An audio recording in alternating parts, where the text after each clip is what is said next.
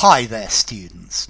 The Fourth Estate, and even the Fifth Estate. It can be called the Fourth Power, but in English normally the phrase the Fourth Estate. The Fourth Estate is journalism. It's the press. It's news media. But it's mainstream news media and their ability to affect political and social issues, to argue on behalf of one side or another side.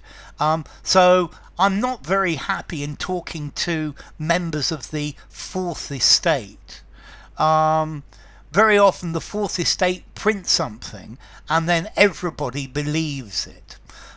So journalists considered as a group, the public press, so the Fourth Estate, newspapers, magazines, television, radio stations and the people who work for them, who are thought to have a lot of political influence. Well, I think in that the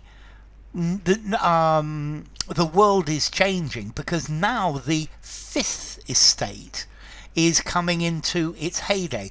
The Fifth Estate is non-mainstream journalism. This phrase, the Fifth Estate, was first used in the 1960s counterculture, and underground newspapers and opinions that didn't go with the opinions of the status quo. So for a long time it's been very marginalized, but nowadays the Fifth Estate is a very different thing, because the Fifth Estate is talking about influencers, about bloggers, maybe political pundits. These are all non-mainstream media outlets, but they are becoming stronger and stronger, and this is the result of social media.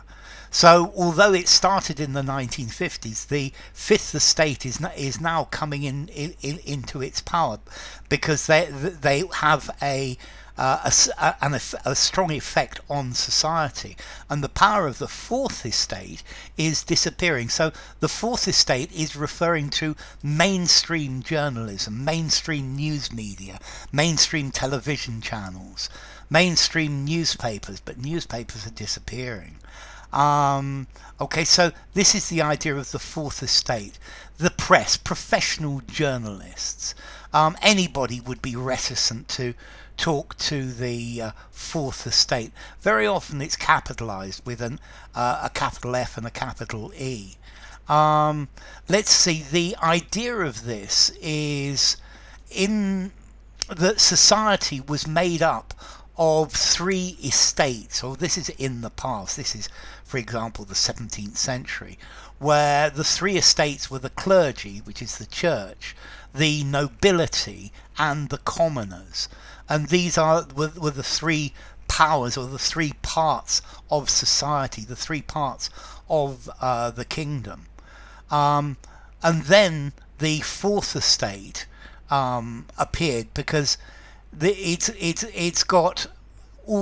has all sorts of influences on the other three physical estates, and the Fourth Estate, I think this phrase has been around for a couple of 100 years, and then we got the Fifth Estate from the 1960s.